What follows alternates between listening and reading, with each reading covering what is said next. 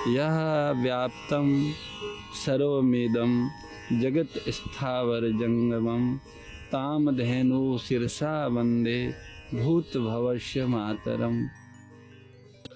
हम लोगों के सामने तो साक्षात भगवानी गोमाता के रूप में है, पर सामान्य जन के सामने परिवार, समाज, संसार आदि हो सकते हैं। परिवार की, समाज की, संसार की सेवा करनी है, भोग नहीं करना है। शरीर के द्वारा सेवा करनी है, शरीर के द्वारा भोग नहीं करना।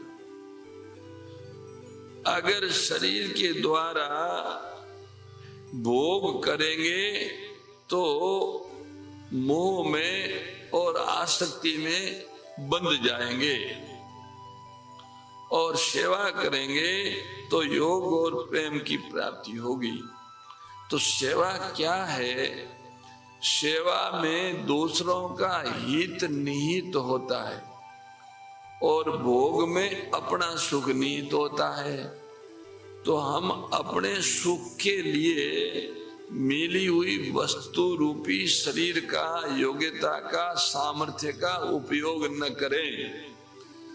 जो हमें मिला है उसका उपयोग दूसरों के हित में करें।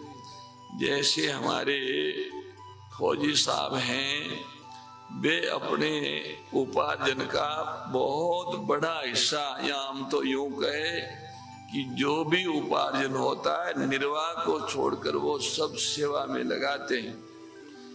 यद्यपि वो उनका अपना उपार्जन है, जैसे दुनिया मानती है ऐसे वो भी अपना मान सकते। तो जैसे उपार्जन को सेवा में लगाते हैं, ऐसे उपार्जन करता शरीर को भी सेवा में लगाना है। तो वे समय भी लगा रहे हैं और सामग्री भी लगा रहे हैं, पर इनको अपना नहीं मानना।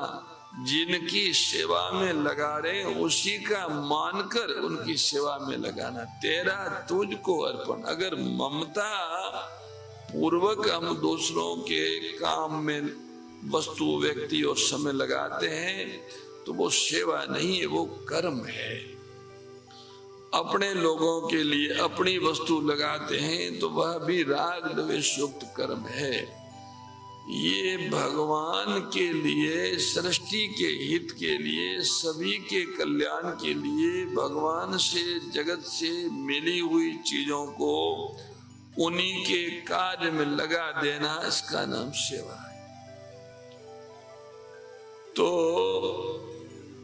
मिली हुई वस्तु रूपी शरीर का, योग्यता का, सामर्थ्य का परहित में उपयोग करना है। परहित में मिले हुए शरीर का, योग्यता का, सामर्थ्य का उपयोग करना है। ये मिले हुए दृश्य का, प्रतीत होने वाले दृश्य का परस्पर सहयोग है।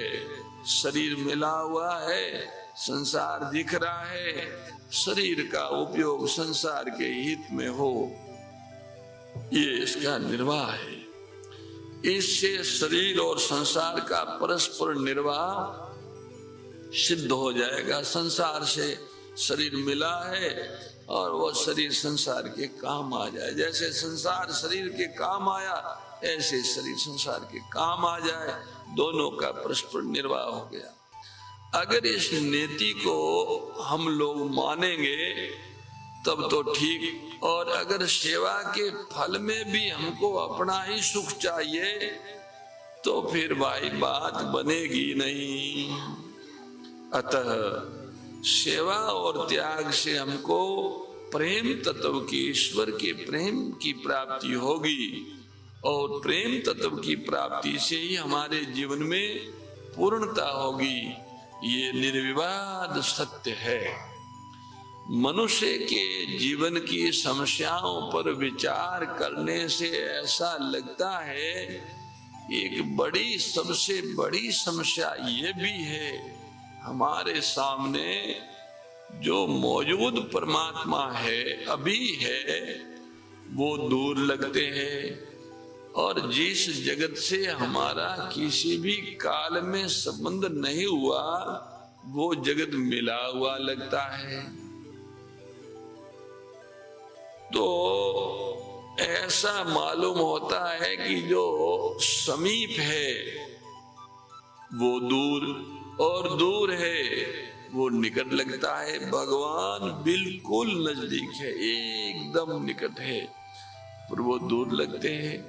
संसार कभी नजदीक आया ही नहीं, पर वो निकट लगता है। ये प्रत्येक साधक के जीवन की समस्या है। मोर मुकुट बंसी वाले की जय, गौ माता की जय। हे मेरे नाथ, आप अपनी सुधामयी सर्व समृद्ध पतित पावनी अहेतु की कृपा से मानव मात्र को विवेक का आदर तथा बल का सदुपयोग करने का सामर्थ्य प्रदान करें। एवं हे करुणा सागर, आप अपनी अपार करुणा से शीघ्र ही राग द्वेष का नाश करें, जिससे सभी का जीवन सेवा, त्याग और प्रेम से परिपूर्ण हो जाए। ओम आनंद, ओम परमानंद, ओम सच्चिदानंद। नारायण नारायण नारायण। जय गो माता, जय गोपाल।